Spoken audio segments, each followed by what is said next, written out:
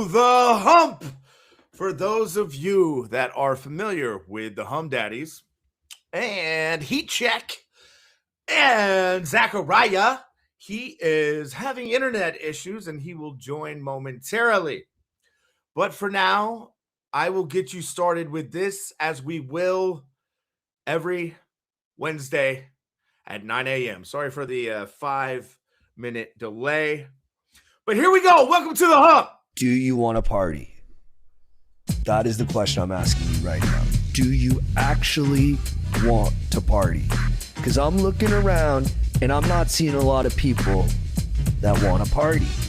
I'm seeing a lot of people that want to say, oh, how could you party? Things are so bad. No fucking shit. Shit always sucks. Welcome. What the fuck are you gonna do about it? Either do something or party. Those are the only two options. I don't want to hear about anything else. So get in your car today, put down the windows, turn up the MGMT, and make it happen. Do you want to party?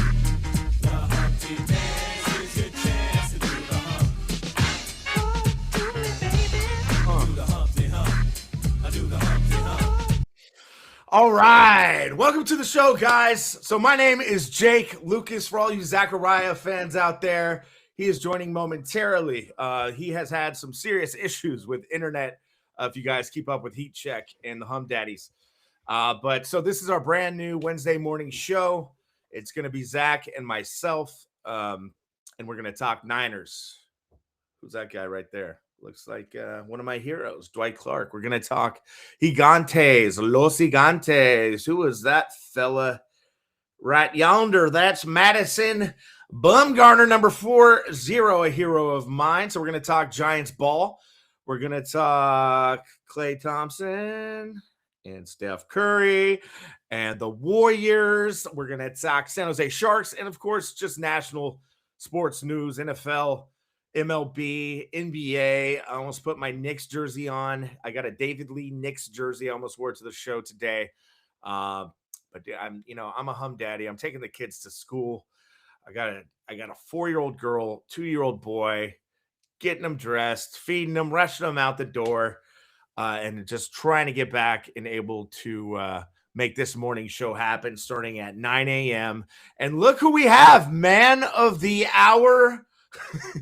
The most fed up DJ in the radio business, Zakariah. How you doing, brother? What's popping? How was my intro? It was dope, man. So Zach put the Humpty beat over this funny clip from Chad and JT that we were going to start every Wednesday morning off with, and it went over well. We didn't have any viewers leave us. They enjoyed it. Yeah, that was supposed to be, starting off on a good note. And the internet, it just, I don't know what to say. I literally want to go knock on my neighbor's doors and just say, what do you do for internet? How am I not getting internet? It's not like I live off of the face of the earth. You know what I'm saying? It's not that cutty of a city that I live in. It's just the Berkeley Hills. And I upgraded my bleep. I paid for the premium package, and clearly that didn't do a mother bleeping thing. So anyways, yes, that's the vibe that we want. We want to party. We understand that the world's going to shit all around us, but we're just going to bring some levity to the situation. It's all we can do.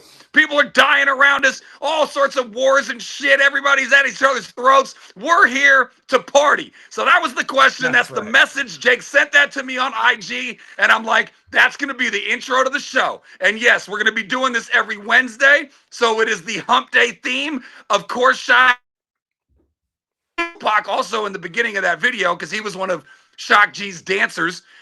Rest in peace to Tupac, obviously greatest rapper ever. But anyways, yeah, that's what we're going to do. We're going to talk sports. All right. Artie thinks that Daniel Day-Lewis is Donnie Dale Louis. So we're just going to shoot the shit like that. Now, the show sheet's not fully filled out on my end, but I'll tell you this. I'm wearing a purple and orange button down, Jake, and there's a reason for that. It's because, can you drop my New York? Are you on Riverside? I am. Let's see what you drop got, my New York buddy. jam. All right, New York. Come on, man. Take me to the garden and hit the music.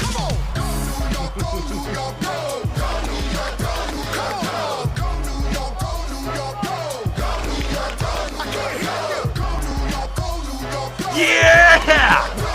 Yeah! Taxi. Nice. I like it. That's what I'm talking about, baby. Game 1 tonight.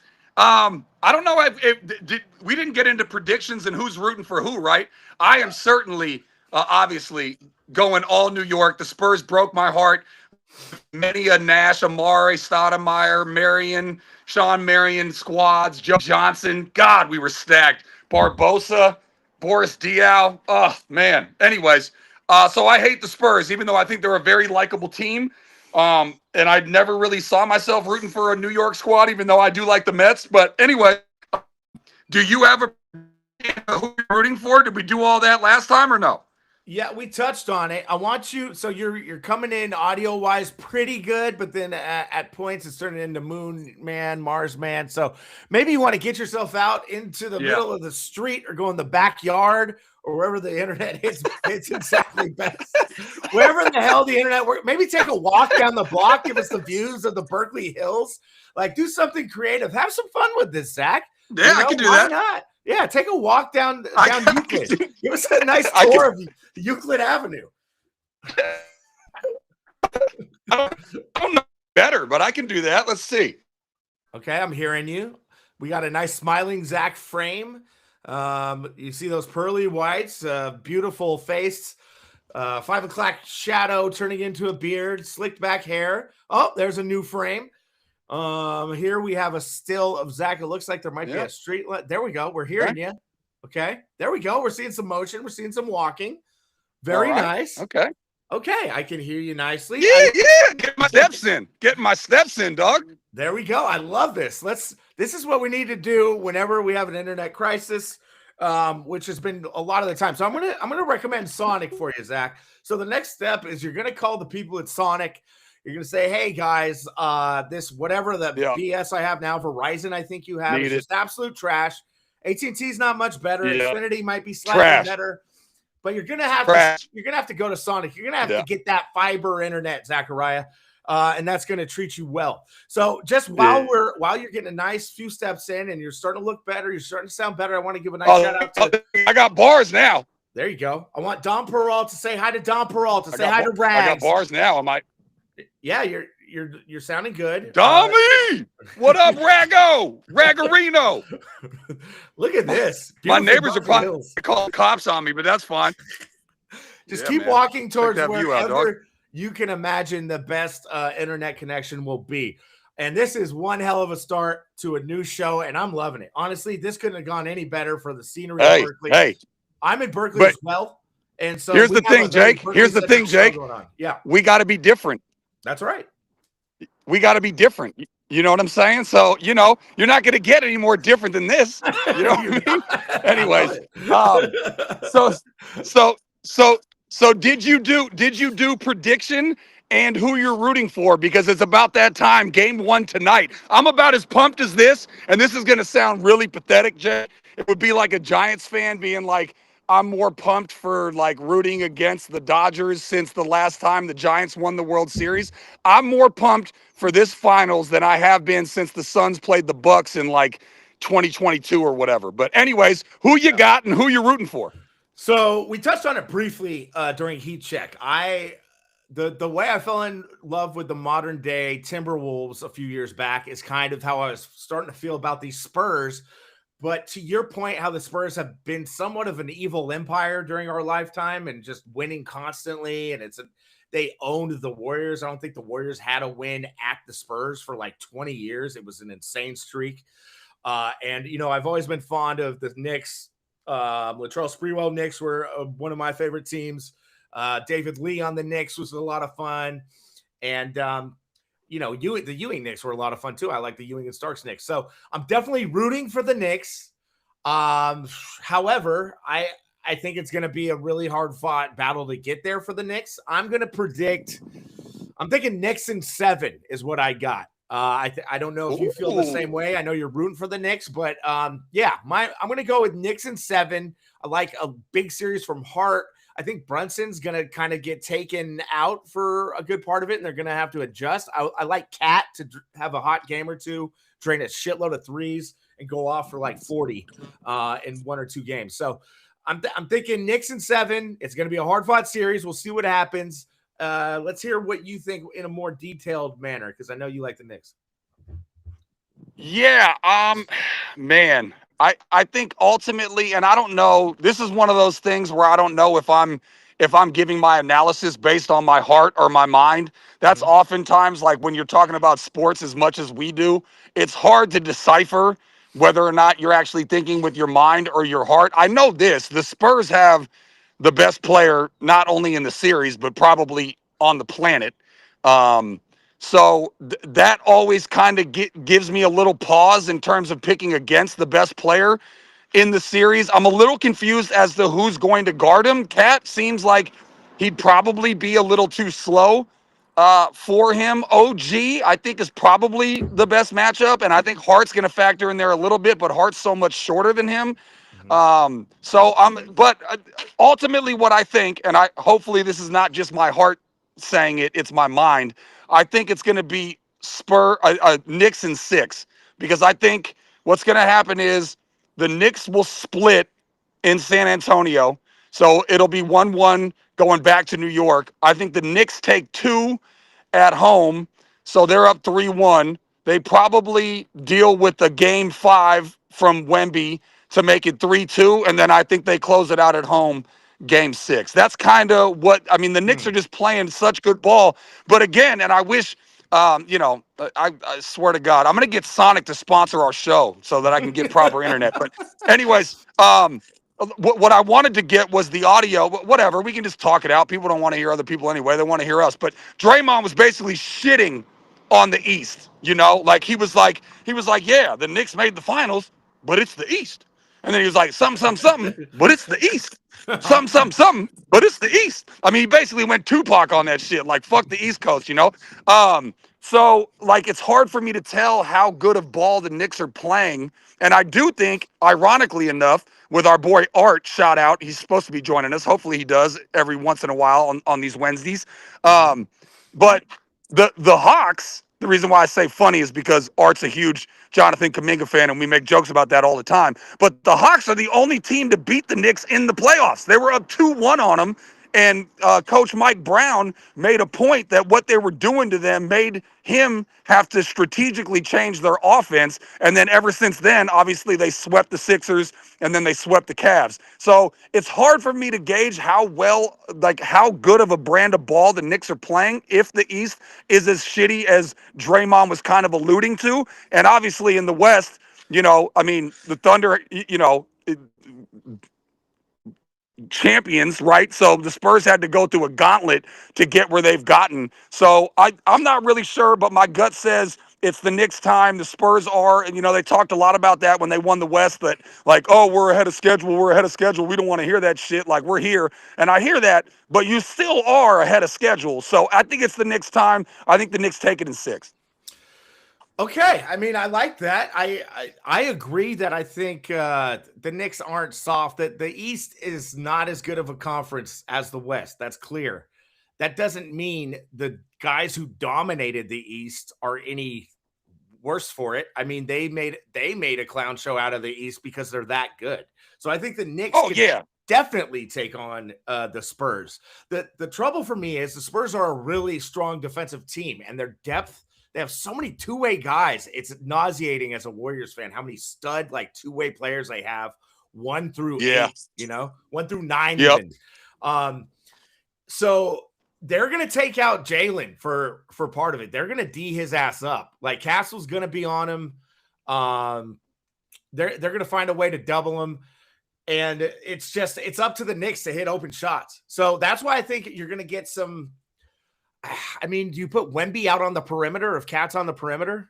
I mean, I want to see how that looks tonight. That'll give me obviously a lot better gauge of how the series is going to go. But yeah, I just think we're going to need some role guys, and the Knicks are deep too. We're going to need them to perform offensively. So we'll see how that looks, and I'm really eagerly awaiting how that looks tonight. But yes, I like the Knicks at 7, dude. I think the Spurs will figure Jalen Brunson out, so I think it'll go early on. I think Spurs might have the advantage, and it's going to be up to Mike Brown to adjust. Sacramento said, get rid of this clown. He's terrible. And now he's in the finals. De'Aaron Fox, who needs him, he's in the finals. Sacramento Kings are really kicking themselves, and we'll get into that maybe a little more. But yeah. No, you could do it right now. They provided what? They provided the Knicks with their coach. Harrison Barnes. Who needs him? Harrison Barnes on the Spurs. De'Aaron Fox on the Spurs. Yeah. There's something else on the Knicks. Well, no, Halliburton was in the finals last year, everyone's saying. Who needs him? That's right. That's right. Yeah. Halliburton last year. Yeah. And now with the Mavs, he got Brunson, who needs him, Yeah. And hey, Lakers, if they had Luka, they could have been in the Western Conference Finals. So the Mavs, the Kings are an absolute dumpster fire. You should look at their payroll too. It's so sad. And Mike Brown won Coach of the Year for the Kings, and they were like the 3 seed in the West. Did he? And then he was fired. The Cavs as well. I think he might have won. He went to the. Yeah, he did. Yeah, I think he's a 2-time Coach of the Year. Yeah, and he was a Niners Warriors assistant on all those championship teams. Yeah, and did he take the Lakers to the finals and lose or no? No. He was the head coach of the Lakers. That didn't go well. But anyways, yeah, I mean, he's clearly a great coach. To me, the biggest thing is, and this is where, like, when I hate when egos get in the way, he's got, like, one of the biggest coaching staffs in the NBA, and he relies on a ton of them, and he gives them, like, all the credit. Like, the guys, this is the reason why last year the Knicks made the Eastern Conference Finals, right, and lost to Halliburton, that crazy-ass shot that bounced off the rim 20 feet in the air and went down. But they fired Thibodeau because he was stubborn. He had, like, too big of an ego, and he wouldn't listen to stuff. And Mike Brown is pretty much openly telling you, like, this is a communal coaching situation. And that's why he's not adverse to make adjustments even mid-series or whatever. He's not stubborn. He plays his bench. He did a lot of things that Thibodeau didn't do, because I know there was huge backlash in New York. Like, why are you firing Thibodeau? He got you to the precipice of the championship or whatever. But they clearly, as an organization, saw this fool's not changing his ways. And you can't be hard-headed and stubborn like that. You know what I mean? Like, it's no longer that time where it's like, my way, my rules, no change, no matter what. You know what I mean? You have to adjust, and that's what Mike Brown did, and they haven't lost since. They literally didn't lose in the month of May, Jake. That's crazy. Yeah, so we were on air for that massive comeback that happened in like 2.5 minutes when they just kept going at James Harden, and it turned the series, and then they just beat the living shit out of the Cavs the rest of the way. So that's a great example of your point. Mike Brown made an adjustment. He was like, okay, they're up big on us. Let's go at James Harden. Let's change the flow of this game. And that changed the course of that series in a heartbeat. So I've always loved Mike Brown, dude. That Cavs team he had was LeBron and a bunch of nobodies. And he brought them to the finals. So and the Lakers team he had was Kobe and a bunch of nobodies. Right. Yeah, so I talk all the shit you want about Mike Brown. I loved him on the Warriors. I was really sad to see him go. The dude's a biker. He's like in a bike gang. He drives his bike to biker bars and rodeo and sport costumes. He's great. When I was in SAC doing SAC Town Sports Radio, that fool would literally, like, meet with the media, and, like, he was, like, running laps with the players and stuff. Like, that dude's great. I mean, he's absolutely great.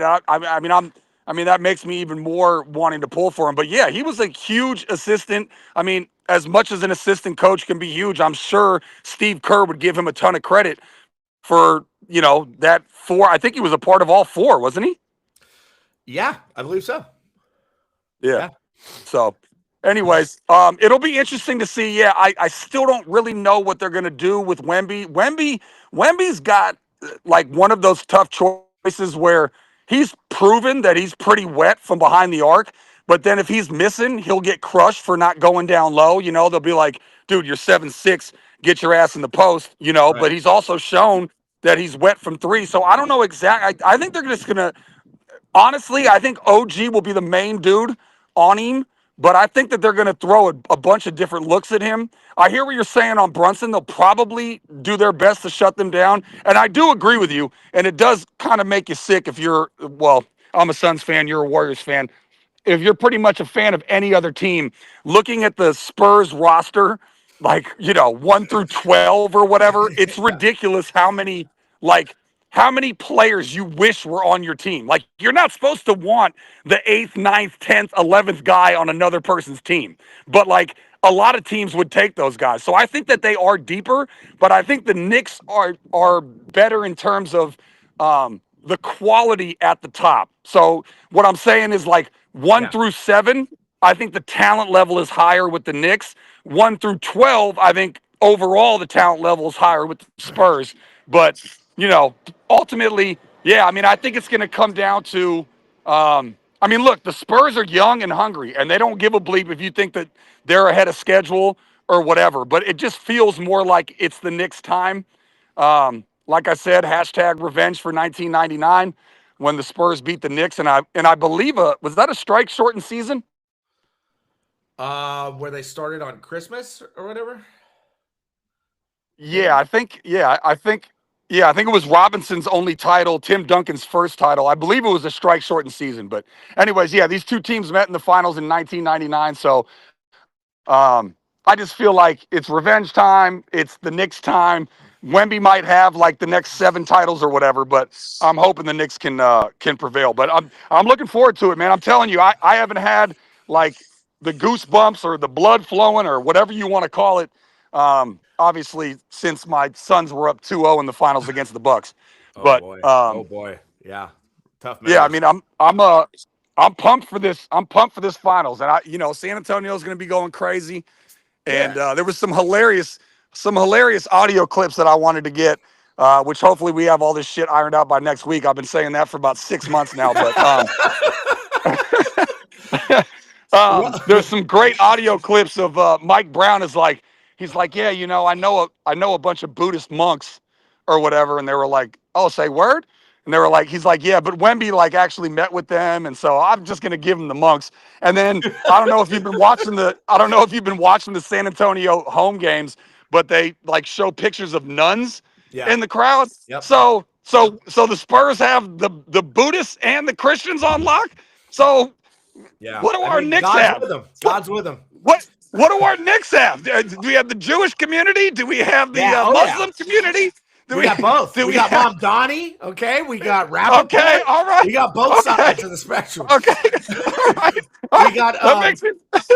We got this actor Artie's never heard of. He's never heard of most actors. Oh, Timothy. We got Ben Stiller. Okay. We got Tracy Morgan. And of course, the great Spike Lee. Yes, absolutely. Yeah. So the do it. Are going to bring the celebrity.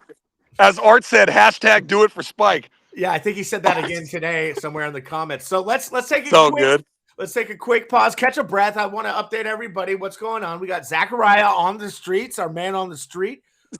This is the Hump. We are a Humm Daddy's podcast. Like and subscribe, please. I want to thank our lifers on here who make all of our shows pop. Rags, Dom. Hopefully we get JJ. Holla.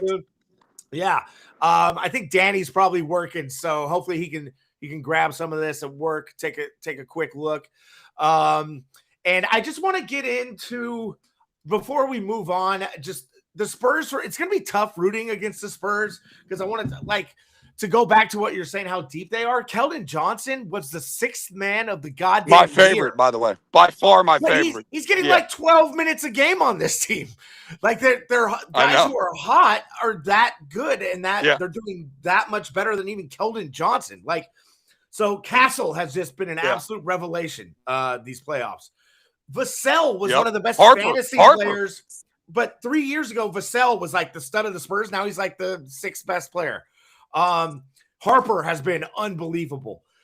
Champagne has been unbelievable. That game 7, he was hitting everything he took, every shot he took. He was hitting threes, just raining. Yep. I mean, they can shoot, they defend, they are young, they are athletic, they are scrappy, they play their asses off. There is nothing not to like about this Spurs team, not even counting Wemby, aside from their history.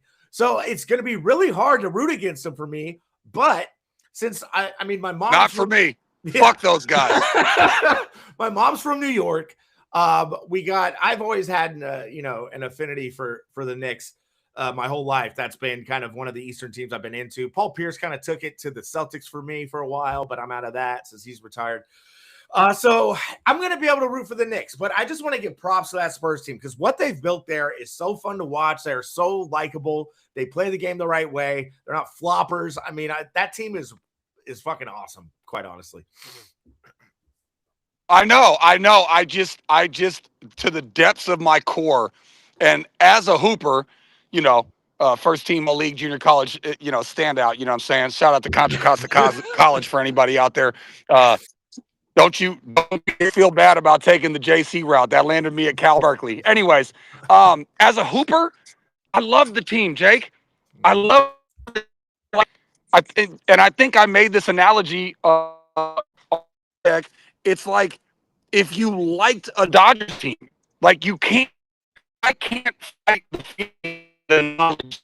Pause. Zach, you're in a dead zone.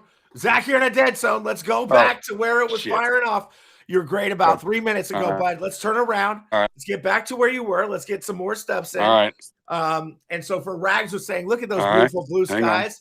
Right? It's going to be 77 degrees in Berkeley today, guys. We are living the dream out here in the Bay Area. It's gorgeous. It's not too hot whatsoever. Zach's in the Berkeley Hills. I'm slightly down west of the Gourmet Ghetto here in Berkeley, California. A lovely town. And this will be our first all Berkeley podcast because we got Art coming from God knows where on Mondays. I guess the guy lives in Brentwood, somewhere like that. We got Dave G and Napa. The fake B-town. Yeah. Am I better now? Yeah, you're way better. Am I better now? Good. Yeah, you look like Jesus Christ himself in the flesh. Pause right there. The sun is over your head. It looks like you're just rising up to bless the Bay Area. Zakariah. I heard Mel Gibson's making a sequel to that bad boy. Hey, hop in that shit. You can be a disciple at the very least. Anyways, my point is, basketball-wise, I love the way that they play, but I can't shake the black and silver nightmares of ruining my time. And like I said on the other on Heat Check, it would be as if you really liked the Dodgers team. Like if you loved Mookie Betts and Freddie Freeman, like you still can't root for the blue and white or whatever. You know what I mean? So like I can't, as much as I like all the individual players, and Keldon Johnson is by far my guy. I love that guy. That fool, who did he dunk on? Was it Ket? Oh, by the way, we haven't. I have "You're a Pathetic Loser" loaded up in there specifically just to talk about Chet. Let's get on this, and I'll play it here for the people. Here we go. You are one pathetic loser. Yeah, I mean Chet, bro. None taken. I mean, he didn't shoot a shot in the second half, Jake. What does that even mean? All the memes with McLovin as his face, or the skinny guy from like Malibu's Most Wanted and Euro Trip. I mean, that dude was a ghost in that series. Man. I've never been a big Chet fan. On one of our threads, our buddy Andrew Keogh's a big Chet guy. You're the hooper, Zach. You were a big man when we were young that, had to play a smaller, what were you, a 3 in high school and college? No, well, in high school, I was a 4 and a 5. At junior college, they were like, so you play point guard? And I was like, no. I was like, I'm 6'6". And they're like, oh, so you're a 2 guard? And I was like, I've been playing. The coach was like, you might have been tall in high school. You're not tall in junior college. It's like, you're going to need to figure out the 3. So I played 3 in junior college. But anyways, yeah, I mean, I don't know how to really explain it. It makes it worse because I don't know if you saw the video that was kind of going around where the U.S. in like not the Olympics, but like the junior pros or something. Yeah, the Chet versus Wemby. Yeah, and Chet beat Wemby in the finals, and Wemby was heated.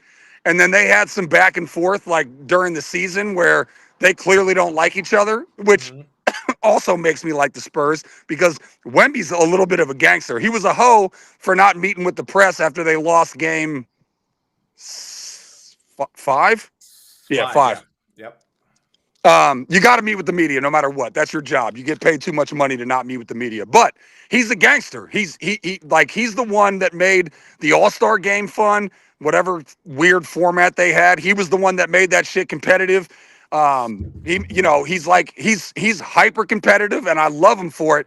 But the fact that Chet and Wemby have this like sort of rivalry thing, and Wemby shat on him that bad makes it even worse. And this is what I don't understand. You're telling me you're a hooper. You played undersized.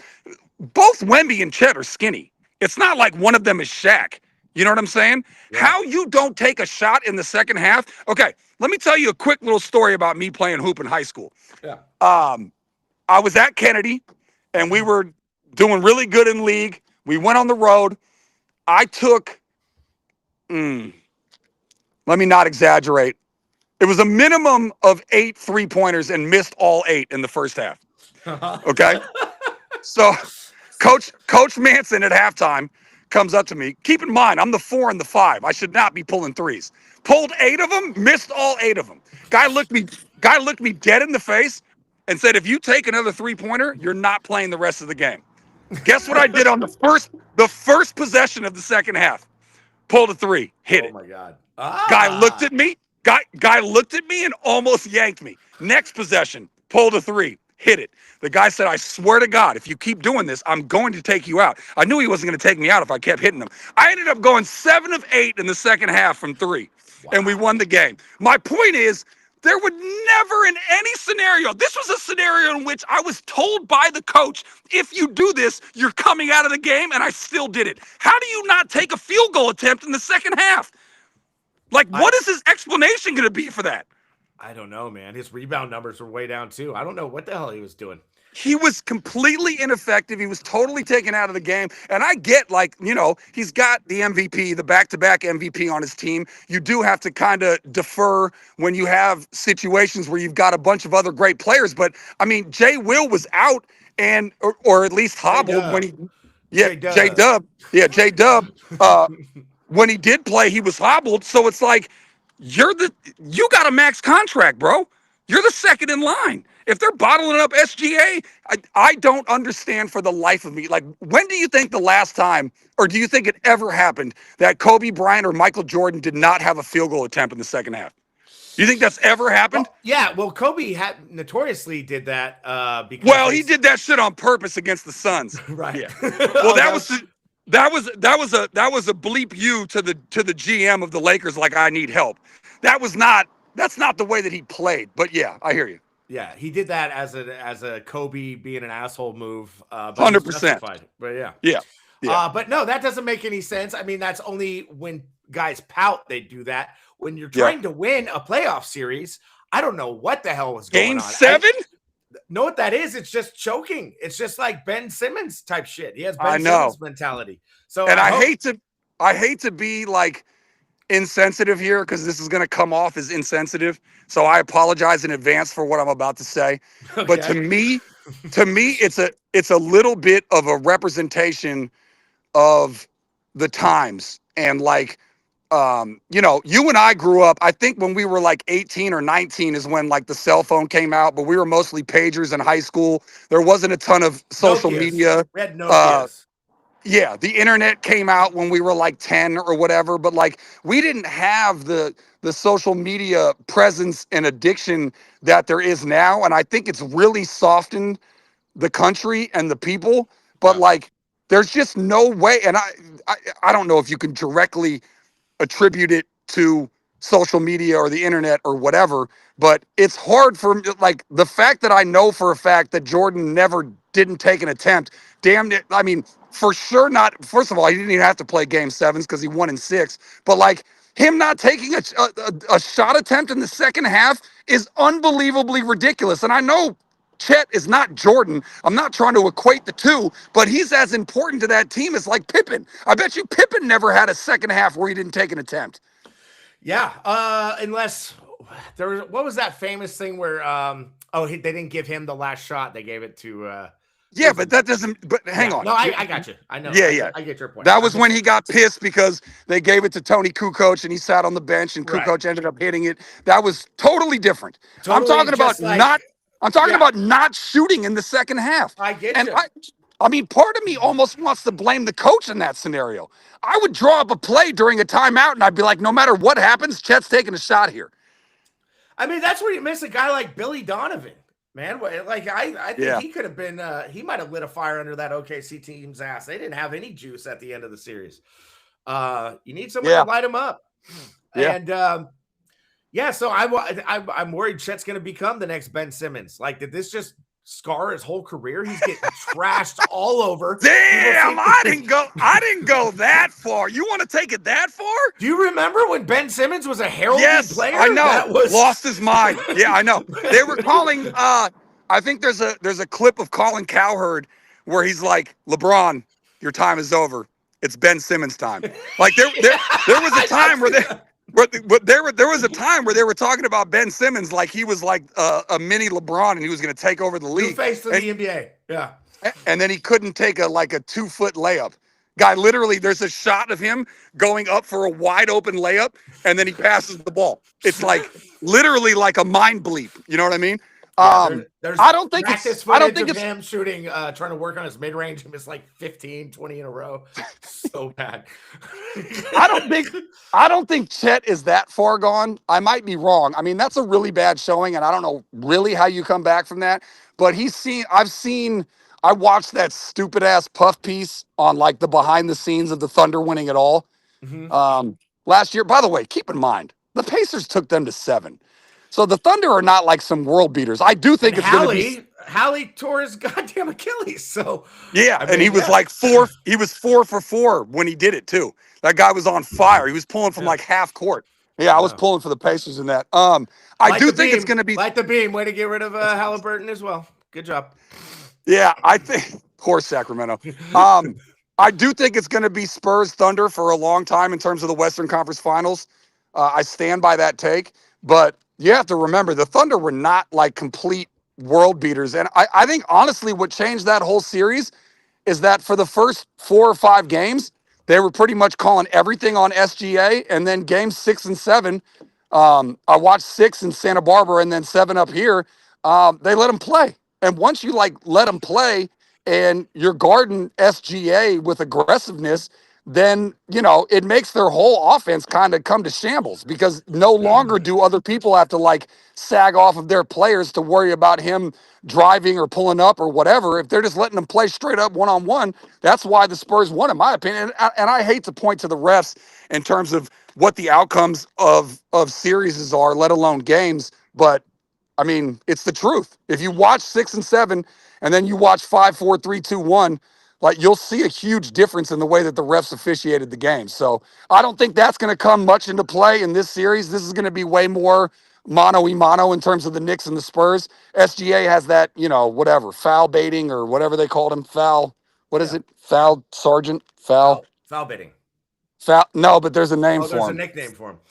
Yeah, foul something. Anyway. Well, to SGA's credit, though, he gets a lot of heat, and it's deserved, a lot of it. He obviously falls over all the time and flops a lot, but he was getting D'd up in Game 7 and was hitting everything. He had a monster first half. True. Yeah, he went for 30+ without getting the calls, and I've seen against your Suns, I remember when we had some certain player problems going on. Yeah, you texted something. You were like, he's only been to the line 4 times and he's got 20 at the half or something like that. Yeah, he had some ridiculous line where he's like 13 for 15 against the Suns in the playoffs, only had 4 free throws or something and had 38 points. It was nuts.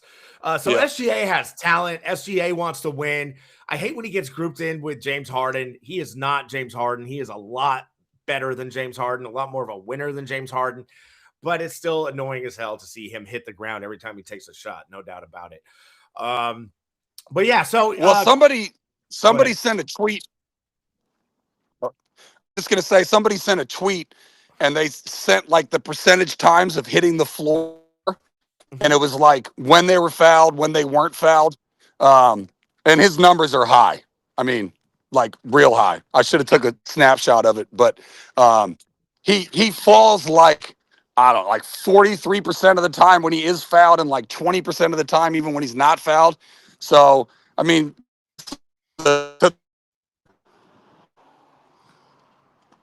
Zach, are you there? Do we have Zakariah? Yeah. All right. Yeah, did I lose what you? happened to you staying in the sunbeam, man? We had Call Him Like I See Him. Wanted to see you glow like Christ again. Try to find the sun. Get the sun blaring straight to the camera. It's a good look. Lights you up well. All right. What are we doing now? You're moving to Mars again. So anyway, welcome to the debut of the Hump. This is. Are you back home? What's going on? What kind of amateur hour move is this? Jesus Christ, Zach, why'd you go back home? That's not what we need here. But okay, well, so we'll take a quick pause. Zach's doing whatever the hell he's doing. We are the Humm Daddies. This is the Hump. Thanks for joining us. Thank you for once again to Dom and Rags and everyone else in the chat. Call them like I see them. We just went over the NBA playoffs. We'll come at you every Wednesday at 9 a.m. Hit like and subscribe. We're going to talk Niners. We're going to talk Giants. We're going to talk Warriors. We're going to talk the national news of the day. And Zakariah is going to get us a sponsor with Sonic fiber internet. So if anyone works for Sonic out there, give us a holler. We'll be happy to promote the hell out of you. I mean, we're already doing it. I have Sonic internet. It's been one hell of a blessing for my connection to podcast and do our work here with the Humm Daddies. I believe Joe Starkey has Sonic fiber internet. He can't complain. And yeah, that's where we are now. So, okay, with Zach being gone, I'll get to some talk about my squad, my baseball team, the guys who do we have here? I think that's Evan Longoria. He went to Long Beach State with. Oh, I'm wearing a Long Beach State sweatshirt. We got Madison Bumgarner. We got Juan Marichal. We got the home run king right there, Barry Bonds. That's a really nice McFarlane toy in there. I don't know if you guys collected any McFarlane figures, but that's a good one. So the SF Giants, guys, what the hell's going on with that? What are we going to do there? Yesterday, we play game 2 against the Brewers, who kicked our ass 16-3, I believe, the night before. I've been really cutting down on watching just because it's really hard to take. Lately, it's been a grind, and I'm trying to bring some levity out of it, bring some humor to it with some of the post games I'm doing. I'm wearing bags on my head. I am singing songs to my children. Because as bad as the Giants are, there's something ingrained in me that just can't leave it alone. I can't stop paying attention at the very least to how they're doing, what they're doing. I'm going to games still. I'm taking my daughter to a game this coming Wednesday, a week from today. There's a home game against the Nats, I believe, and she has school off. We're making it a nice family trip.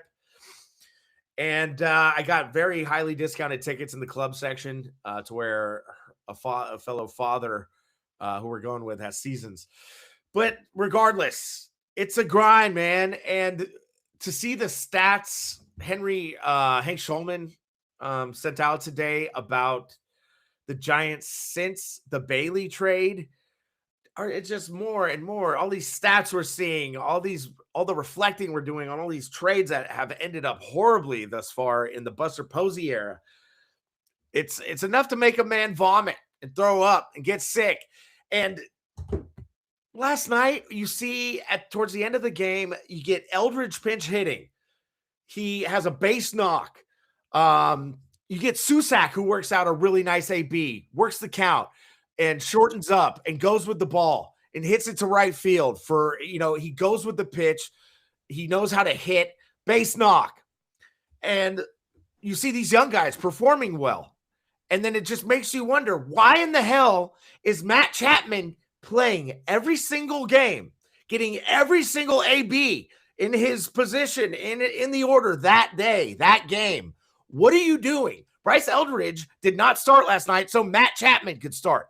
Make that make sense. You're the worst dog shit team in the league, and you're still running Matt Chapman out there every single game. He gets 0 days off. Not a single day off for Matt Chapman. He has, I think, the lowest slugging percentage of any starter in all of baseball. You have one of the best prospects in all of baseball not playing yesterday. So Matt Chapman can play. And he just lost 16-3 the game before. What the hell are you doing? What's that about? And then Kyle Harrison, the homegrown giant from De La Salle that you traded away last year, just threw up 12 Ks on you yesterday. So if I could have a bag on my head for this podcast right now, I would have a goddamn bag on my head because I can't walk away from the team that's just part of my soul. Yet they're sucking the life out of me simultaneously. Welcome back, Zach. How you doing? Hey, I'm good, man. Sorry, my phone was dying. I had to get a portable charger. Gotcha. I had to get a portable charger. Your picture right now is perfect. Stay there. Light. Look at the light on Zach's head, everyone. This is Jesus Christ. I don't know if he's of Latter-day Saints. I don't know which denomination he is. No. We don't roll with the Latter-day Saints, pal. We go straight Christian. So I'm talking Giants. I want to get to Just so you know, I wanted to. I was laughing at your rant, and I understand. I understand your frustration.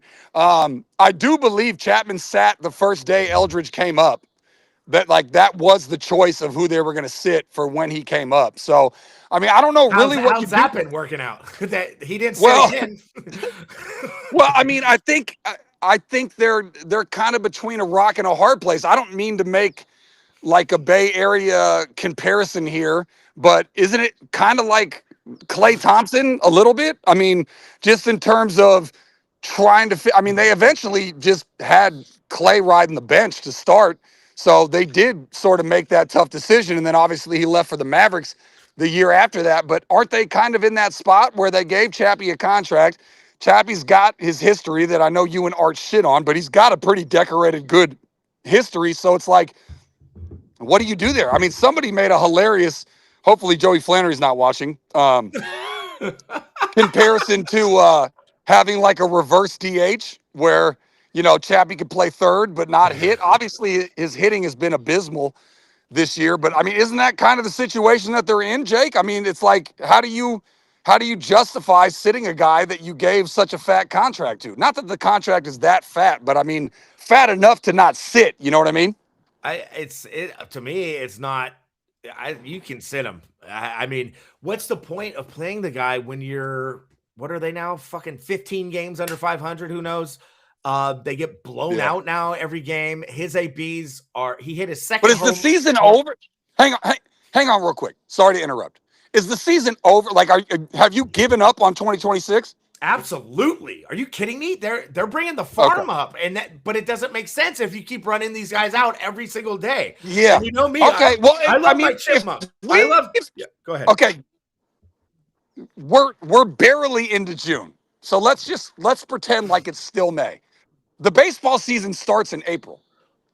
We're chalking up the season this year, March 25th. Okay, whatever. Basically April. Just for the sake of the comparison, okay, let's just say that we're chalking the season up 2 months into it. If that's what you're saying, I hear you wholeheartedly.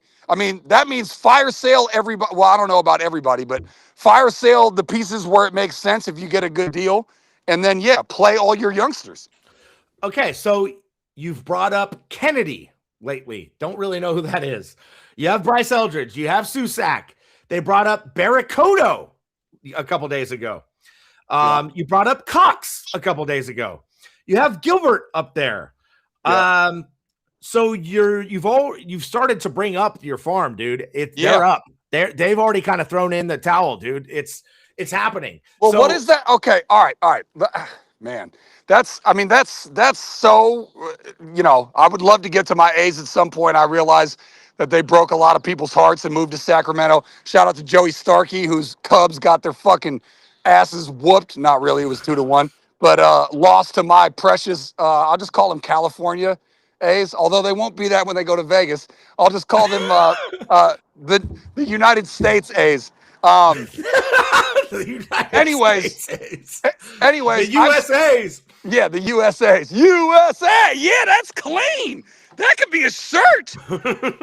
Hey, you're onto something there, pal. Anyways, I've had many seasons where I've probably been, I don't know if it was this early, but you're at this point where you're full-blown chalking it up. If we're now in the mode where we're just full-blown, because Silly Putty, shout out to Andrew Keogh on the pit thread if he's watching, He's probably not. He's engineering some shit.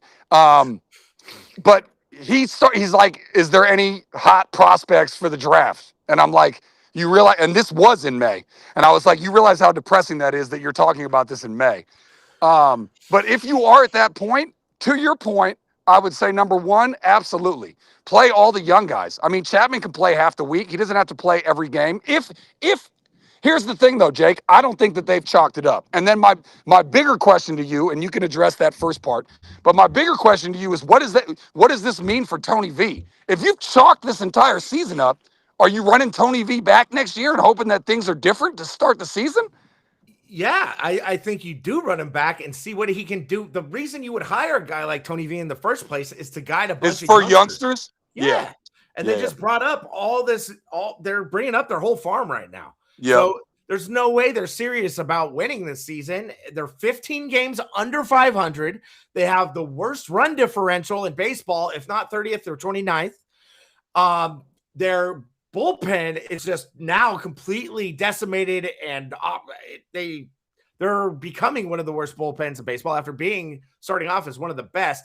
And that stat I wanted to talk about, put out by Hank Schulman this morning, is kind of horrifying. I mean, everyone was happy when Bailey got traded. But so, by the way, bring up Tugboat, the big fella we got for him, the pitcher. But since Bailey's been gone, we had a team ERA under 4. It was like 3.9 or something with Bailey catching. Since he's left, it's well over 5. So that is not a good sign for the trade. You know, as much as I love Rafi Devers, I like him a lot more than most Giants fans. I'll give you that. He's my precious chipmunk. I just love seeing a big, powerful masher. The guy had a fucking golden sombrero last night against the guy he got traded for, who had 12 Ks. So that wasn't a good look, Rafi. I need you to make me look a little better out there when I'm pulling for you. Yeah, man. So moves are all looking like dog shit. He's defensive in interviews. Everything that's going wrong, that could possibly go wrong, has gone wrong and is going wrong. There has to be some way out of this.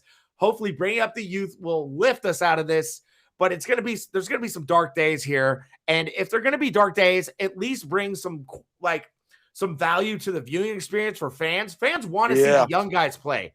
Fans do not want to see Matt Chapman come out there day in, day out in the middle of the lineup on the worst team in baseball. Yeah. Make that make sense. I know, man. Look, man, Hump Day, we're supposed to bring levity to the week. You know what I'm saying? Hey, Matt Chapman, I do not wish all those horrible threats. No, I know you're pulling for him, and there's no reason for you to not be hammering him paws like you are. You know what I'm saying?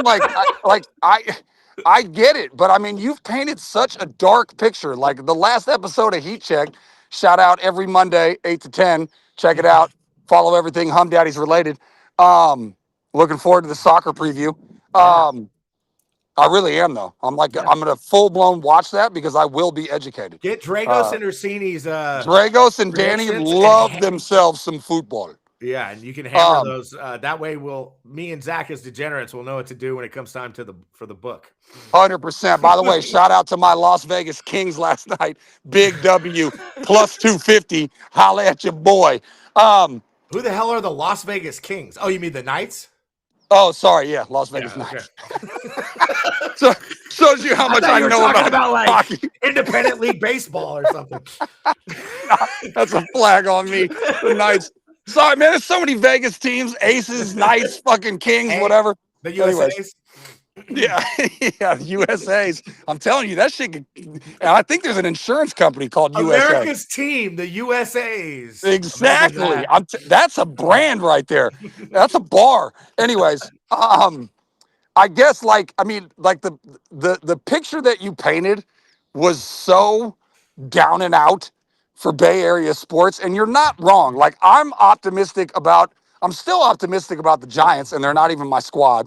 But I still believe in what I said before the season started, that this is the most talented hitting roster. Now, the pitching obviously is not as good as it was when you guys won your 3 World Series, and maybe that's why you guys are pointing to that. But hitting-wise, you guys should all be Studebakers and have better numbers than you do.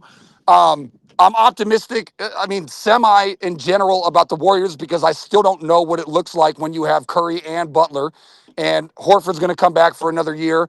I don't know what they're going to do, in terms of the draft and in terms of free agency, blah, blah, blah, blah. But I'm still pretty optimistic about that. I realize that 1-12, they're not as good as a lot of the teams that we're seeing, Wolves, Spurs, Thunder, stuff like that. I get it, but I'm still a little optimistic there. And then the Niners trade happens where Garrett goes to the Rams, and it's like you painted a picture where it's like doomsday for the Giants, doomsday for the Warriors, doomsday for the Niners. You know what I mean? And you're not wrong, but I don't want to paint doomsday for the people. Okay, well then let's talk about that gorgeous Berkeley sky, everybody. It's 77 degrees. Yeah, shout out to the Bay View over here. You know what I'm saying? Nice. Well, no, it doesn't have to be doomsday. My point is, for the Giants, it's not doomsday if we get to see young guys grow, if we get to see young talent. Yeah. And that was fun. That was the fun part about like the 09 Giants, the 08, 09 Giants. You saw the steps that like Matt Cain took, Lincecum took. You saw in 09, you saw Buster and Mad Bum come up in September. Getting a preview of all those guys. Pablo Sandoval started in 08. You got to see him he was a catcher at first and then develop into a third baseman. You can see his bat develop. That kind of shit, it makes it worth it to have bad teams when you get to watch homegrown young guys, as a baseball fan, as a diehard Giants fan, that could be entertaining. I would be fine with that if we were dead last. That's still like an entertaining brand of baseball to me and to other Giants fans as well, I believe. But when you keep putting out these guys who have been around for 15 years and can't fucking hit a baseball and you put them out in the middle of your order every day, it's excruciating, it's infuriating, and it needs to stop. Yeah, I just want you to acknowledge, what is it, June 4th? June 3rd. June 3rd. I want you to acknowledge that you are firmly and concretely punting on the 2026 Giants season on June 3rd. I'm well aware, bro. I haven't done that like ever. How long ago did you punt? I think after that first game of the Rockies series, like 5 games ago, where they're up bag 6-3. Video. They were up 6-3. You had the bag video. The bag was after, I believe. Okay. You were up 6-3. You had a rabbit running around the field. We thought it was a good luck bunny for the Giants. Devers almost had an inside the park homer in the top of 9. Giants were up 6-3 going into the bottom 9. Yeah. And Jack gets hit right away, 3-run homer, tie game, and then walk off instantly. Game over. And then it was like, okay, this is it. That's it. That's the year. Next game, you don't show up. It's one of those no-show Giants games. They had a few hits, 3 hits or something at Coors Field, at least for the first 7 or 8 innings. And then I think late in that game, like Gilbert hit a home run or something. Great. You lose like 9-1. And then they use all their runs for the month on the getaway day. They scored 19 and then continue to get put 19 back on them against the Brewers, or 16. They lose 16-3. And then yesterday they lose 9-3 or whatever. Season's over, pal. They haven't been this bad since, I think there's a stat. This is their worst team since like the mid-70s. There's never been a Giants team make the playoffs having been down more than 10 games under 500 in a year. They're down 15. They're 15 under right now. So that's it. This is it. It's curtains. Season's over. Okay, so where does that leave us? We're gonna be doing Heat Check on Mondays. We're gonna be doing Hump Day on Wednesdays. Where does that leave us in terms of talking about the Giants? I guess to your point, we just want to see a bunch of young people, right? Yeah, we want to see the Giants develop. We want to see Bryce Eldridge not sitting for Matt Chapman ABs. We want to see that happen. We want to see all these young guys you bring up don't kill their careers and let them play. There's no purpose in bringing up all these young dudes from the farm if you don't play them. That doesn't make any goddamn sense, guys. I mean, everyone will tell you that. It's nothing. But what do you? News. I mean, okay, but hang on. Let's say, okay. I think the main thing that we're going to be talking about, because if you fully punted, and I haven't heard Art fully say that he's punted, but assuming, by the way, one of Artie's best sayings of all time is he always said he's got a punter's chance. Mm-hmm. He thought it was punter's chance instead of puncher's chance. Yeah, right.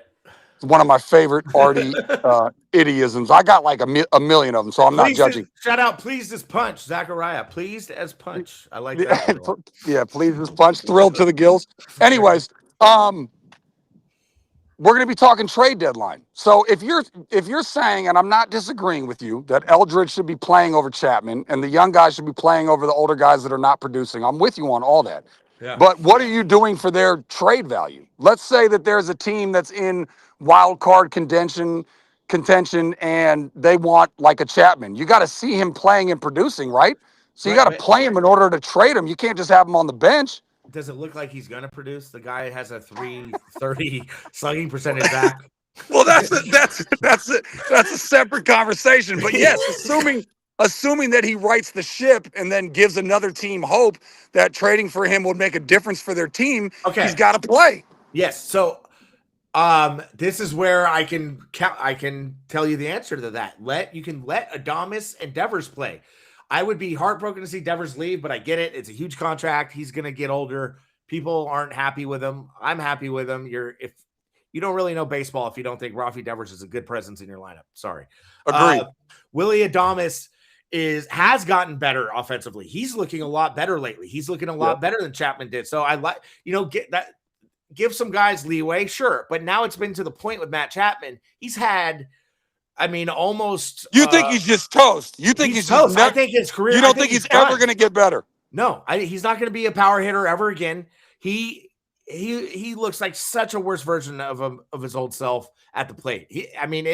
I cannot imagine him getting any better than he is. We've seen who he is, and it's been the last couple of years with him.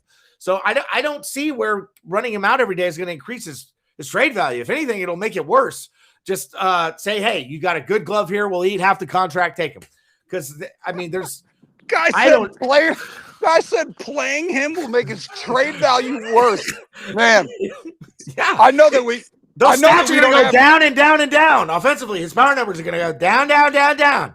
I know that we don't have the biggest reach in the world, but I often, when we're doing shows, just think about the people that we're talking about watching our show. If Daniel Day-Lewis saw Artie say this guy's a nobody and I couldn't recognize him in a million years and call him Donnie Do Louis or whatever, if he saw that shit, I'm guessing he would shit himself. If Chapman saw this shit and you said playing him will ruin his trade value, that would crush the guy. You know what I mean? He's getting death threats. At least I'm not doing that. He is? Yeah. I didn't see that. Yeah. Somebody said that, there was a big article by Slusser. That's why I wanted to give a shout out. I'm not trying to disrespect you as a person, dude, but you can't hit. Giants fans apparently have been threatening his family. That's too far. Yeah. That's too far. Totally. I agree. So I'm not doing any of that. But unfortunately, bro, you're going to get more of that from psycho Giants fans out there. Just the way he runs out there every day and he can't hit a baseball. It's not fun to watch. And he's the one apparently who's like, no, I'm playing. I don't care. I'm playing every day. And if you think that shows heart and grit, great. I get it. But it does, doesn't it? No. If you're not helping the team win. You're hurting the team. So if you want to be a team guy, sit your ass down and let Casey Schmidt play third so Bryce Eldridge can hit. Yeah, I hear you. The only positive thing that you've said is that you can remember 08 and 09 before you guys won in 010 and you watch players develop. So, yeah, I'm certain. I don't know. By the way, I don't know. People can Google image search it or whatever, but that Photoshop of Buster Posey being Farhan is some of the most incredible. That's one of the most incredible things I've ever seen in my life, and I hate to see it because Buster Posey is such a coveted and revered member of the Giants organization. I would say outside of Mad Bum, most responsible for all of that championship glory that you guys had in those even years in the beginning of the 10s. And to see him as a bald Farhan is like, honestly, I wouldn't even have done that. I would have stopped before I did that because I'd be like, this is too mean. Anyways, it's hilarious though. He looks dead on him, like little dumb Yoda.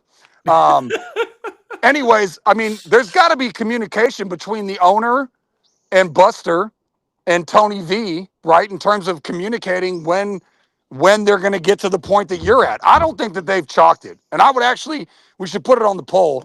We need to come up with some sort of Twitter account. I could just put it on mine. But I wonder, like, if I pose the question, Giants fans only respond, have you already given up on the season, yes or no? What do you think that's coming back? I'd say 80-20 they've given up. Damn. That is sad in early June, bro. You got June, July, August, and September. We got 4 months of baseball. Yeah, and you man. Fully busted out the Costco-sized chalk. Well, dude, make me change my mind. Go on an A's-like 20-game win streak. I don't see it happening. No, I mean, first of all, who are gonna be your starting pitchers that do that? Who are gonna be your bullpen arms that do that? I think offensively they could get hot without Matt Chapman. Take that fool out. But I just don't see who's going to close your games. They have no answers for any of this stuff. And where do you – okay, so it sounds like if you were to – you know me and I love my pie charts. What percentage are you putting the blame on? Managing, GM, offense, defense, bullpen, starting pitching? Like, so I'm giving no sounds love. like you a lot of disdain for the bullpen. Yeah. But the bullpen, it's not the bullpen's fault. Those are a bunch of young guys that have been asked to outperform anything they've ever done. There was no bullpen strategy from Buster Posey to begin the year. And as I told Artie at the end of Heat Check the other day, Buster went on the radio defending everything and being defensive at the same time and saying, if we signed Edwin Diaz, he'd be on the DL. So how would that have worked out? Okay, bro, cool. We didn't ask you about Edwin Diaz. You put in place Ryan Walker, who I saw on NBC Sports Bay Area pitching for the River Cats, and he's not even their closer. So that was your closer going into the season. Smart move, considering he was the worst closer in Major League Baseball last year. Last year. I know. Good call, Buster. That was a really good plan. Makes a lot of sense. Zach Manassian, I'm blaming you too. It seems like you just kind of got put in a job because your brother knows what he's doing. You have done nothing that shows me you know what you're doing. Tony V, we were crushing him at the beginning of the year, but I would like to see what Tony V is doing with a young team. When you get to play all the young guys all the time, and he's not scared of Matt Chapman, and he's not scared to talk to Matt Chapman or whatever the hell's going on there.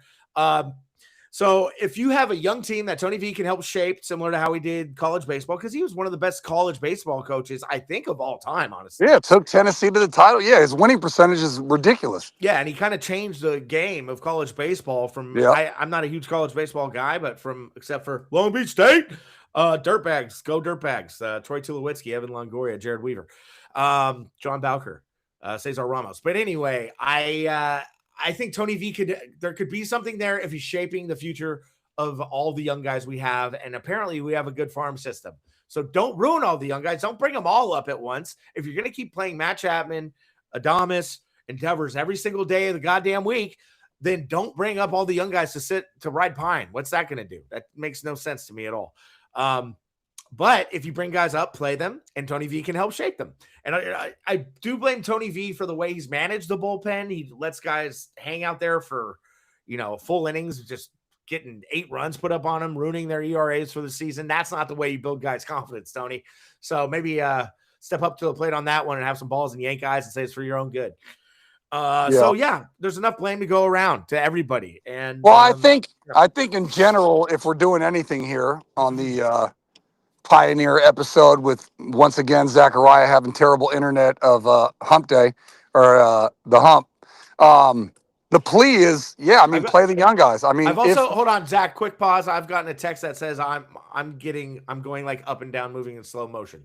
So I don't know. Look whose connection is messed up now. Certainly not my connection. I have an amazing internet connection. It's probably yours being the host of this show, bringing mine down. Always blame the kid. I understand. Anyways, I think the plea is just play the young guys. I mean, I didn't realize, I guess, maybe I was in denial. I didn't know we were in full-blown punt mode. I didn't know that you had done that a week ago. But if that's the case, I mean, there's no, there's nothing to get other than I would say this. Play the vets that you're willing to move until the trade deadline and then play all the young guys. I mean, that's Okay. that's a month and a half away, right? I mean, Right. trade deadline's right around the All-Star break, so the middle of July, we're in the beginning of June. So about 40 days, 45 days. That makes sense. I would say try to get anybody that you're willing to move to boost their trade value, move all those mother bleepers, and then play a bunch of young people to have some faith like towards the future. And I'm surprised that you're like on the keep Tony V trade. I feel like that's another thing we could put on the poll. Like, have you seen enough from Tony V and want him gone? What do you think that would come back? I think a lot of fans are warming up to what I'm saying because there was a pretty revealing interview with him actually saying that he wasn't the one who chose his coaching staff. Like he had a bunch of pieces put in place, kind of forced on him, and he had a strategy forced on him. So it was kind of Posey acting like Farhan, saying this is what you're gonna do, this is what you're gonna do, and you're just Oh, really? Yeah. His staff wasn't handpicked by him? No, it was not. Oh, I thought he brought a lot of the people from Tennessee. No? No, he brought a couple guys, but the Giants hired a bunch of guys on his coaching staff without him even meeting them until spring training. That third base coach that was catching all that flack, he didn't even know him. Wow. Yeah, which is rare. I thought most managers pick their entire staff, me too. Yeah, me too. So that shed some light on the fact that maybe Buster's even more of a problem than we thought. And I hate saying this about one of the greatest Giants ever, but yeah. But I think Posey needs a little humility check, and he's getting it. If he doesn't, he seems like the kind of guy who would be great at kind of stepping back and saying, "Okay, I fucked up. Let's try to evaluate everything. Maybe I don't know it all." And I hope there's another. No, he doesn't. He doesn't come off like that. I know I mean, I thought maybe that he had that in him. Lately, he's not been the kind of steady keel, even keel guy I thought he was. And quick shout out Rags, who's a Cowboys fan. He said, "Oh man, I have the catch in my face. Jake, move back to the left." And yeah, sorry, buddy. Check that. No, that's a great shot. I was going to compliment you on that earlier. Yeah, that's a great shot. Do you blow that thing up?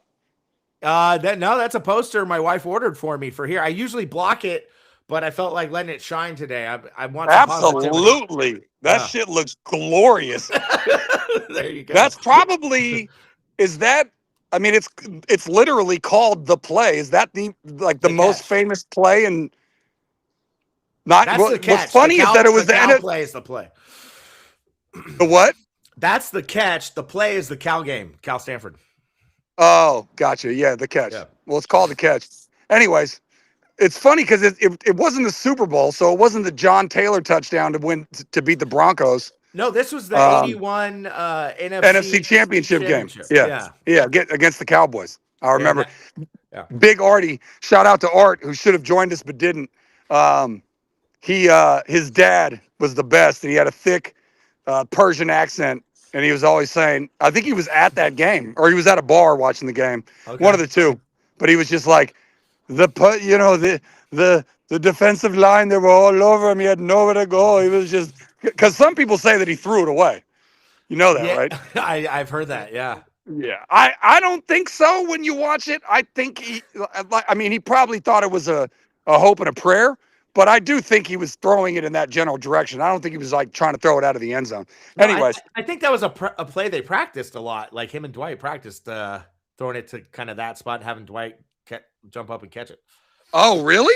I heard that. Yeah, I've heard that before too. Oh, that's one of the segments we never got to. You watch the whole Niners documentary thing. That's still on the show sheet. I know. I see that every day or every week. Yeah, we got to. Well, trust me, son. The days are coming when you're going to learn the desert that is when the NBA season ends. And don't even get me started on what. Zakariah is Mars Audio. That was a funny bit. I wanted to hear what was next. Rag got me now. Got me now. I got you now. Go ahead. Yeah, I was just saying the days will come when it's going to be the desert and it's very dry. And don't even get me started on the. God damn it! Son Lost of you a again. bee sting. There you are. You're back. All right, how about that? All right, that looks good. You got the standstill with the sun. What's crazy is shining. What's crazy is you can literally see the bars, so I know when it's 1 or 2, but I didn't move. Anyways, there might have been a cloud that moved. I need to get some mother bleeping internet. Anyways, my point is it's going to get real dry come summer, but it's when we're going to shine the most because we're entertaining as bleep, so we don't really need sports to be entertaining, which is why you should like, subscribe, and love and comment and all that good stuff. There you go. But yes, sir, when it's the All-Star break, Jake, and there's literally no baseball, no hockey, no football, no basketball, that's when Art's going to be hitting us with women's sports. We're going to be talking darts. We're going to be talking pool. You know what I'm saying? We're going to be talking horse racing. You know what I mean? Put a sawbuck on old Charlie. You know what I'm saying? Well, luckily, we do have the World Cup this year. Our show is tomorrow night, 8 p.m. True. So we'll be tune in. that for a solid month and a half, whatever, however long that lasts. And Zakariah, I have a question. Do you like gangster rap? Are you kidding me? It's the only thing I like, pal. Yeah, we'll be talking a little rap. We'll be talking classic movies. We'll be talking gangster movies. We'll be talking entertainment. Love that shit. Yeah, Love all that shit. Mafioso movies. We could rank top 5 mafia movies. I would love to do that. And then top 5 most underrated California rappers. Daz Dillinger is in there. DJ Quick is in there. Sibo is in there. Who? Mac Mall for me. Mac Mall, very underrated. Well, he's from the Bay, so I feel like here he's properly rated, but yeah, probably worldwide underrated. DJ Quick for show. He was known as a producer, but that motherfucker, he's got great albums. Sibo is raw as hell. Keep it crippin' for my Crips out there. Daz Dillinger, also known as a producer, but a great rapper. Gangsta Dresta and BG Knockout, the guys Easy would have. Sugar Free. You know what I'm saying? Shout out to Sugar Free. Richie Rich is hella underrated. True. But let's get to that. We still have sports to talk right now. We can talk pillow fighting on ESPN Ocho. Good point. Rags. There's crazy ass sports. I saw an arrow sport where like you got points for every time you hit somebody with an arrow. It was like dodgeball, but with arrows. There's people are doing crazy shit. And I'm not a pickleball guy either, but pickleball's huge. Nice. Okay, so let's there'll be enough time to hate the Giants and be disgruntled and frustrated every Monday, every Wednesday. We tackled that very well. For our Giants audience, they got their Giants fill. They got their rocks off. Do you want to get into Myles Garrett and that? We discussed that ad nauseum on Monday, where we can talk some A's. Do you want to update the people on the Athletics? I know a lot of your Twitter followers like the Raiders and the A's. Anything you got there? I mean, unfortunately, this is what I would say. And you pulled the little hoe move. Sorry to use hoe on our broadcast, but it was a hoe move. It was a hoe move by Jake, where he said, "Please keep this thread strictly to talk about things related to our podcast and not other." I was reporting orders. That was orders from above me, Zach, and you're cutting out again. God damn it. Our friends of the original Humm Daddies, Dave Greenstein and Joe Starkey, do not check their text messages very often. So guys like me, guys like Zach, sometimes the Gypsy sent that. So listen, I'm explaining it. So the Gypsy sent that order in. Oh yeah, the Gypsy and Starkey, especially Starkey. They can't keep up with all the messages, so they wanted one thread where it's only business operations for those with jobs, business ops, as they say. Bro. What? There's like 9 text messages sent to that shit a week. Yeah. All I did was send a fucking picture of Stomper because the A's beat Joe's Cubs. I get it. That's not a big fucking deal. I get it. It wasn't about that specifically. That was my call to enforce what they wanted. Keep that thread purely business, okay? And then we have the heat check thread with all of us on it to get into, fun sports memes. We're talking Twitter. We're talking Instagram. Whatever, man. To get all Whatever. That ho, ho, ho shit. Might as well be Christmas. You might as well be Santa Claus with all your ho shit. I am into Christmas a lot. I'm a big fan of Santa Claus. That's my guy. I like elves a lot. Anyways, shout out to all my people that follow me on Twitter, and I know it's a big A's fan base. That was kind of career suicide for me, as I was well known as the East Bay Raiders and A's and Warriors guys, as opposed to the Niners and Giants guy or whatever, because the ratings for the Giants and the Niners are way bigger than for the Raiders and the A's, and neither of them are even here anymore. But I will just say this: if you are an A's fan, you're not going to not root for the green and gold. I mean, Joe Starkey has pulled that hoe move. I should call him Ho Starkey. He made that choice, and now he's a Cubs fan. That's fine. And my brother said, I'm never going to root for the A's again. They bounce, whatever. Like, if you want to do that, go ahead and do that. Here's what I'm going to do. I root for the colors, man. I root for what's in my soul. The green and gold could go to Canada, our 51st state. Shout out President Trump. They could go to Canada, and I'm still rooting for the A's. You root for your squad. That's the way that it goes, period. So the Raiders are already established in Vegas. The A's are about to be established in Vegas. That's just what it is. So you're a Las Vegas A's fan. Now, if they change the colors and the name, that might be, and I saw some controversy about that on the internet. That might be a different story. But as of right now, I'm an A's fan. And I will say this team is young. This team is talented. And unlike other additions of A's teams that were young and talented, these players are mostly signed. Other than Nick Kurtz, I believe that everybody else that's young and great on that squad has signed through their arbitration years. So they're going to be on the squad for a while. They're good. Are they still in first place? Their record's not even that great. It's barely over 500, but their division sucks. So I don't know if they're in first place or not. Yeah, go ahead and check those standings for me. But yeah, they're young, they're talented. Pitching is an issue, which was always my worry from day one. And I mean, they win low-scoring games, like they beat the Cubs last night 2-1.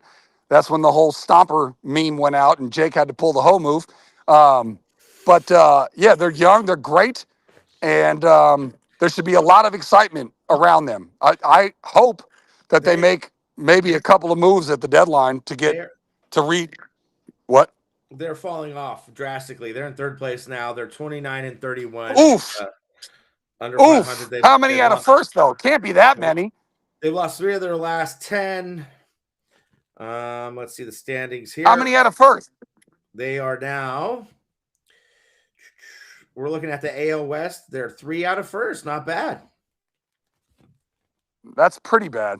I mean, 3 games out of first. You know what I'd give to have the Giants 3 games out of first place? Are you shitting me? Yeah, I mean, it's all in perspective. I understand, relative. But yeah. So yeah, who is the it? Mariners at 30. Has Seattle been playing better or Houston? Yeah, Seattle. Rangers are in second. Yeah. Well, you knew they weren't going to keep sucking. Anyways, yeah, I mean, watch some A's competitive baseball. It's good stuff. And then yeah, in terms of the Raiders, I mean, yeah, like if you've been a Raiders fan your whole life, first of all, they bounced for LA when you were young. So you're already used to the moving shit. Yeah. Now they've got a new stadium in Vegas. I mean, that basically not to like. First, I blame ownership numero uno. Just so you know, I blame Fisher and I blame Mark Davis. So just to make it very clear, I blame them first and foremost. But then number 2 is just politics in Oakland, and I get it. But the shit wasn't going to go down, and Vegas is like, yeah, we'll fucking take a professional team. So they're building stadiums for both of them. So bottom line is you got to stick with your squad no matter where they are. How many games did you actually go to anyway? I mean, it pains me to not take the BART to an Oakland A's game like I did with my nephew the year before they left. But, it is what it is. So, yeah, I mean, Raiders, it should be exciting. They had a huge free agency period, and obviously they signed the number 1 pick Fernando Mendoza. So it should be some excitement down there for the Raiders. I don't know how well they're going to do in terms of win-loss, but I know that guy's a winner, and he's damn sure not going to be distracted by anything in Vegas, because if there's a Christian in the world, it's Fernando. That guy is about as Christian. Him and Kirk in the same room. Him and Kirk Cousins in the same room. Yeah. I'm guessing it's like 9% prayer, Jake, and 10% like tape review. They're probably going, Moses split the Red Sea. Right. Yeah. Yeah, I mean, You got Jesus Zakariah Slenderbrook over here. You got Christian Yeah. Mendoza. Shout out to my Raiders. Yeah, and Moses Keep the faith. Cousins. Yeah, keep the faith strong. Any Hoosier, yeah, just in terms of the NFL talk, obviously Art does what Art does. By the way, Art's just a gem. I mean, the fact that he didn't know who Daniel Day-Lewis was, and the fact that he poo-pooed A.J. Brown getting traded to the Patriots, like the guy laughed every AFC team out of the room. Guy was like, Pats made the Super Bowl? Who gives a damn? Broncos made the AFC Championship game and was missing their starting quarterback? Not a threat. Texans, never heard of him. You know, he's like Bengals, Joe Burrow, even though they beat us in the playoffs, not a factor. Guy said it's Chiefs or nothing. That guy is like, he would be great on Kansas City radio. Anyways, I think that move was huge. And then, yeah, I think it's a huge blow to all the Niners fans watching. And I hate to continue to be Debbie Downer, is like, we've shat on the Giants.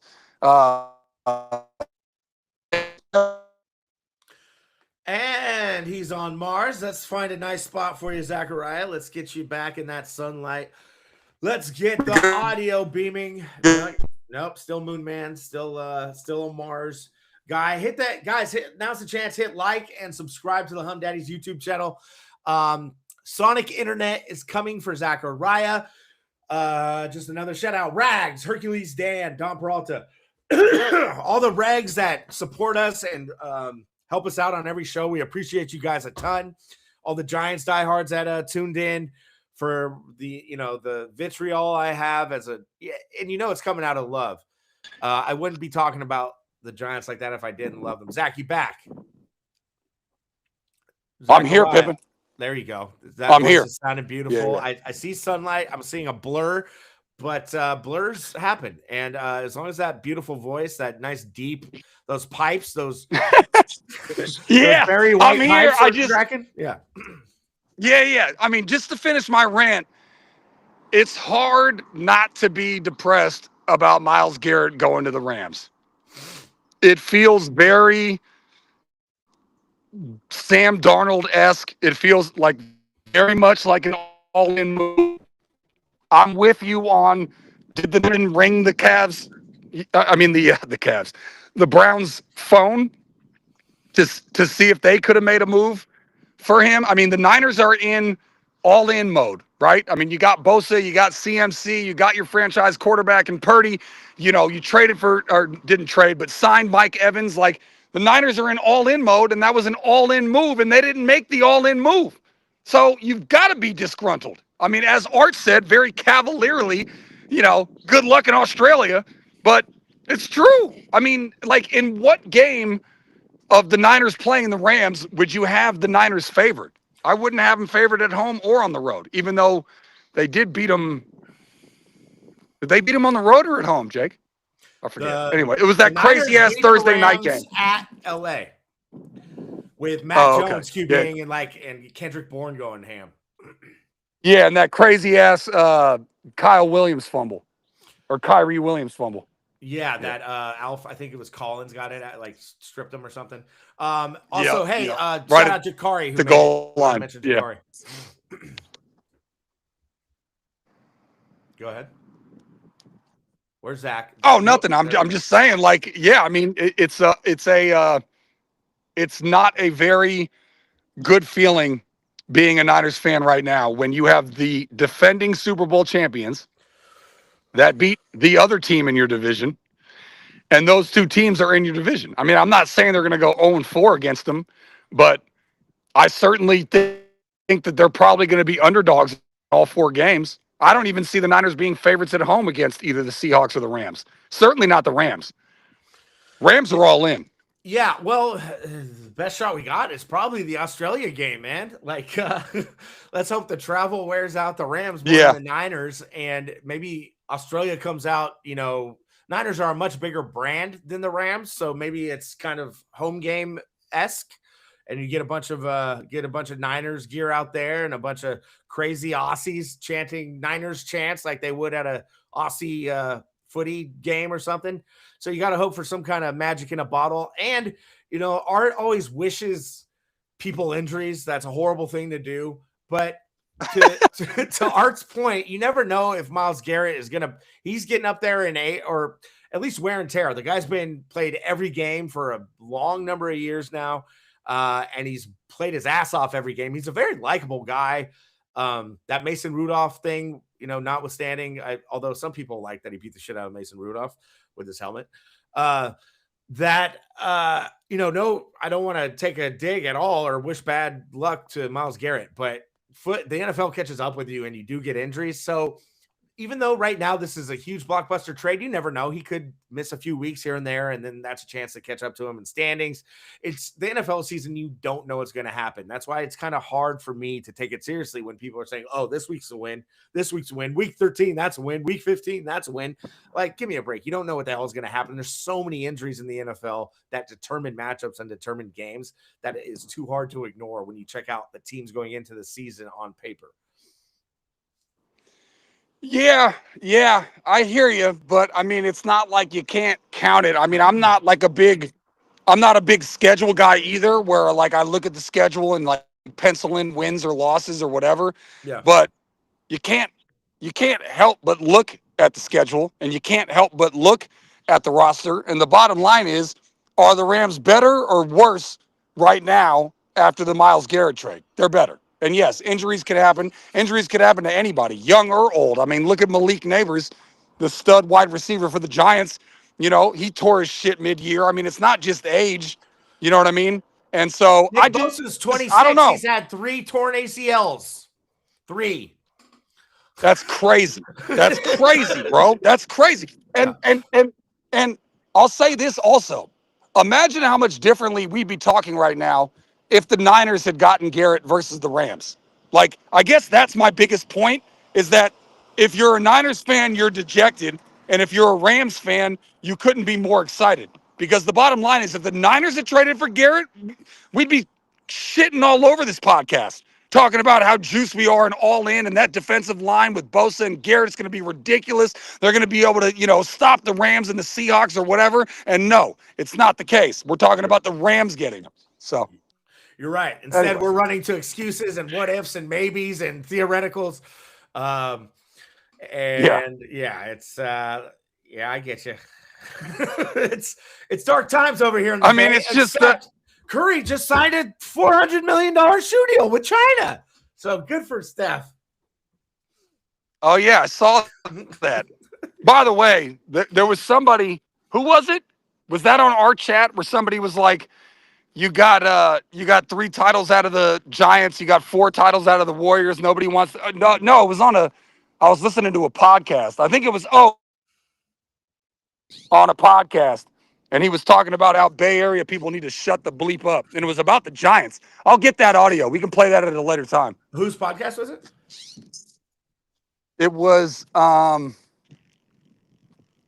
man, I don't remember, but they had David Sampson. Oh, it was 95.7. It was the morning roast.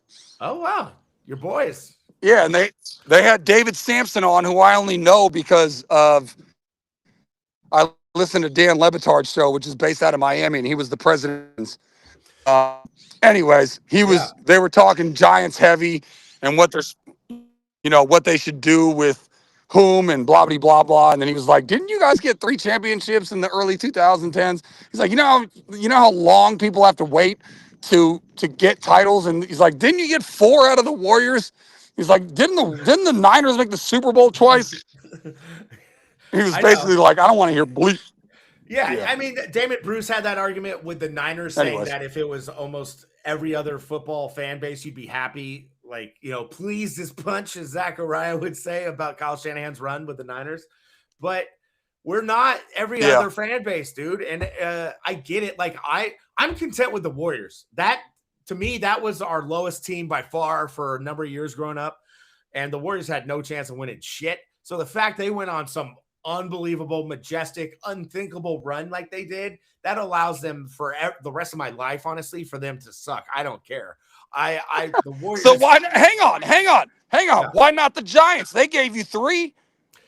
Because the Giants have been immediately after the 3 World Series, they've been dog shit every single year since then, except for one playoff year. And even and in between. And in between, they've only had like 4 winning seasons in the last 20 years. Yeah. So I hear you. Yeah. So they've actually been a way worse team for my life than they've been a good playoff team. They haven't made the playoffs that often. They made the playoffs in 02, 03, and then 10, 12, 14, 16, and then 21. So that's like 6 playoff appearances since I've been a teenager. Yeah. Or Yeah, I mean, since I've been alive. I mean, fuck. They made, No, I they mean, made it twice in the 80s. I hear you, and I would hear you more on the Niners front because it hurts to get there and not get it. And the last one was when the Niners sold their soul to the devil with the Steve Young and signing Deion Sanders and Ricky Waters and Ken Norton and all that shit. They drafted Ricky Waters. They got Steve Young in the 80s. It wasn't all for 94. Well, Deion and Ken Norton. Okay, them. And, Sure. and maybe Charles Haley? No. Tim McDonald. Anyways, my point is, I would see being less forgiving for that. I feel like the Giants should have a lifetime pass for you. No, absolutely not. It's a sport that requires 162 days of viewing, Zach. They don't have a lifetime pass to just shit the bed for the rest of my life. Yeah. I'm I'm asking with them to you be competitive. So no, the Warriors can't be dog shit my whole life, but they don't have to be like champions. Yeah, they made the play-in. I know, and I was happy about that. Yeah, me too. The Giants aren't competitive right now. They're not even close to it. And at the beginning of the year, we had all this hope. So that's the problem for me. Don't be complete buffoons and just murder a season in the first month and a half. Like that to me is unacceptable. Yeah, I know. We're 12 years out of a title. We're 5 years out of our last playoff appearance. So, I mean, you got to put some kind of competitive ball out there. You're not, are you 12 years? 10, 12? Oh, yeah, shit. Jeez, criminy. Time flies, huh? Yeah, I mean, it's that part is certainly tough. And being out this early is certainly horrendous. I don't know how we got back on the bad Giants train, but I understand why. And I think the biggest part is, and I'll never really know this because I've tried to do like salary cap crunching and how much an owner's worth and what they spend or whatever, but they should. I mean, they were fakely in the running for Shohei. They were fakely in the running for Aaron Judge. They were fakely in the run for a bunch of different guys and, didn't really land them. But yeah, I mean, going into the season, I did think offensively the best roster I've seen the Giants have, even when you guys won 3 titles. Maybe the pitching wasn't up to snuff as much, but I don't think it was that far off either. I don't know. I mean, that's why if I'm playing the pie game, I'm putting it on the players, man. I mean, I don't feel like Buster trotted out a bad roster, but they're certainly playing like hammered dog shit, so it's hard to have that argument, Yeah. I like the offense on paper a lot going into the year. They've obviously drastically underperformed. They didn't have Adames, Devers. The pitching wasn't there from the jump. The pitching wasn't there, especially in the bullpen. But if Webb, I mean Ray, I don't. Webb, Ray, and what? You have 5 pitchers that make a starting rotation in the. I understand. But what was the Giants' rotation out there? I mean, you guys were trotting out Woody. Yeah, and he was great. What are you talking about? Look at Woody's career stats, bro. Woody was trash, bro. Okay, all right. We're gonna pull up Kirk Reeder's stats here for the people because that guy was grinding with the least amount of talent you've ever seen. And here's the thing about old school kind of pitcher that knew how to pitch without stuff. We need that back. Here's the thing about Woody. As I go back to my fantasy of the people that we talk about actually watching our podcast, he would agree with me. If he would go into the comment section, he'd be like, Zachariah, you're right. I was trash. I did the most with the least. That's what he did. Fine. Guy was trash, man. The guy was near you on the hill. Listen to Kirk Reeder. His rookie year on the Expos. He was on that Expos team, by the way, that during the strike season. Really? Yeah, his rookie year, 8-0 with a 2.73. That's as Dan Dibley and Gary Radich would say, good knowledge. That's a great fun fact. You agree, right? That's a great fun fact. For sure. I love that Expos team. I played with them all the time in Griffey. Larry Walker, Bartolo Colon. Oh, they were so stacked. Randy Johnson and Pedro? Or no, Randy was gone by then, I think. Oh, was he? Yeah, Pedro. Was he I with think, Seattle? Yeah. So yeah, they won like Kirk every Reeder. game they played before the strike started. Exactly. Kirk Reeder on the 97 Giants, who we had like a play-in game against the Cubs or something that year, that Brian Johnson home run year, but we didn't make the official playoffs, I don't believe. 13-6 with a 3.45. That's pretty good. Yeah. ERA under 4 in 2000 with 11-9. He had a 3.96 ERA. 2002 World Series team, 14-8 with a 3.23. Wow. Okay. So Woody was not nonsense. He had a career. Wait, you stop there though. Keep going. Keep going. Well, I'm just telling you his highlight years. Usually he hovered around high 3s, low 4s ERA in the steroid era, and what his career stats: 130 wins, 92 losses. I mean, that is not a scrub by any. Better than I thought, but you only highlighted 3 years, which means his ERA was in the 4s. The guy was in not the steroid talented. era. Come on. Okay, Mr. Asterix. Okay, well then you have to discount all the Bond stats. No, anyways, everyone was on roids.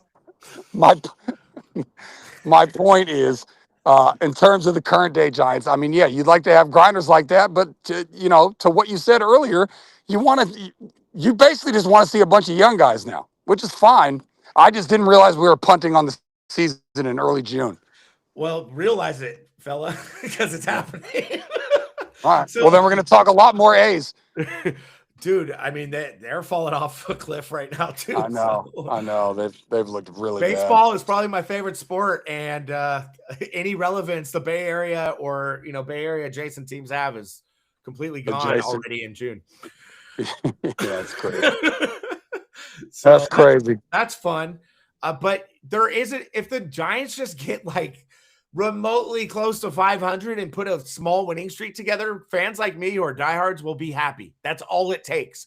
Right now, they're getting blown out every game, and in baseball, I know there's that shouldn't be happening. I know, and there's no signs of hope is the problem. Yeah, so they need to turn it around fast. We've been saying it all year.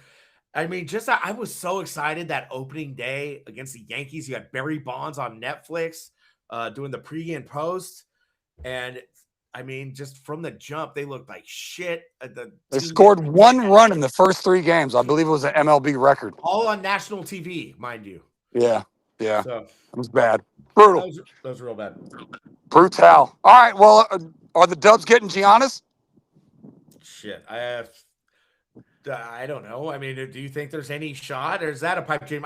Those rumors about Jaylen Brown last week were interesting. It was funny. I told my buddy who's a Celtics fan that, did you see these rumors about Jaylen Brown? He's like, every Warriors rumor that goes viral is we are getting your team's best player and we're giving up all of our injured millennials for your young stud star. That's every Warriors trade rumor. Love it's it. ridiculous. Love it. Go Dunleavy. Go Dunleavy. Go. Yeah. How does that work exactly? I'll tell you this. I'll put Steph and Giannis against anybody. Yeah, sure. Even the depth of the, T-Wolves, let alone the Spurs and the OKC. Don't care. Giannis and Steph would be the deadliest post-perimeter combination that you've seen in forever since Shaq and Kobe. That would be so dope, dude. I mean, yeah. I'm saying just do it. I mean, what else are you going to do? Trot out. I mean, as much as I love Jimmy Butler, and I'm the biggest Jimmy Butler fan on the planet, what are you going to do? Trot out that same roster and hope they don't get hurt? I mean, just give me Giannis and Steph. I really honestly don't care about the rest of the 9. Humm Daddy Joe Starkey will tell you he just wants Pods to get his extension. Oh, God. I hope they're not doing that. Is he up for a contract? Yeah, he's up for his, I don't know how exactly. Or Pods. But his rookie max extension or something. So he might hold out for it. Young Jake and young Pods just out there at the Giants game, solo dolo together. That's right. And Caitlin Clark was with someone. Was she with that dude or? She lives in Walnut Creek. I know that. Really? Yep. Oh, how the hell does she live in Walnut Creek and play for the Indiana Fever? Oh, I don't know if she's got a new spot. That's where she grew up. I had no. Are you sure about that? That's not Yeah, Ionescu? I got a buddy. Oh, yeah, her. My bad. Yeah, come on, bro. My bad, bro. My bad. Sabrina lives in the creek. My bad. Okay. Sorry, man. I'm not heavily invested in the WNBA. I got them mixed up. That's a flag on me. Art is. Oh, Art's 100. Yeah, he's going to be our women's sports insider. Yeah. Okay, so we're winding down here. Somehow we got almost 2 hours in with Love it. Zach's getting so many steps, and I love it for for Zach keeping up with his Apple Watch. So or many steps. Whatever tracks his So many steps. So many steps. 2 I'm hours calling of Sonic watching. I'm calling Sonic in like 30 seconds when we hang up. That's beautiful. Let's get Zach on his way to give a shout out to Sonic, and hopefully we could be at full go for Heat Check Monday. Unless Zach's at his girlfriend's house, then we're money. Maybe just move in with your chick and rent out your house. Could be an option. Okay. Cut the tape. Cut the tape. My bad. Didn't want to put you on blast like that. But Danny came in hot at the end. Definitely don't upload that as a short. Yeah. Danny, thanks for coming by at the end there. We had Call Him Like I See Him. We had Jakari Sweets. We had Rags. We had Don Peralta. Everyone, thanks for hanging in there. I know sometimes our tech is a little rough here at the Humm Daddies Network, but hey, I feel like we had a solid first show. We had a very creative, unique Zakariah appearance here, walking the streets in the city of lovely Berkeley. But catch us tomorrow for a World Cup preview. Hit like, hit subscribe. We'll see you tomorrow at 8 p.m. with Danny Orsini and Alex Dragos and the Gypsy. Go New York, go New York, go! Go yeah, New York, enjoy the finals tonight. Go New York, go! This is the Hump. Have a great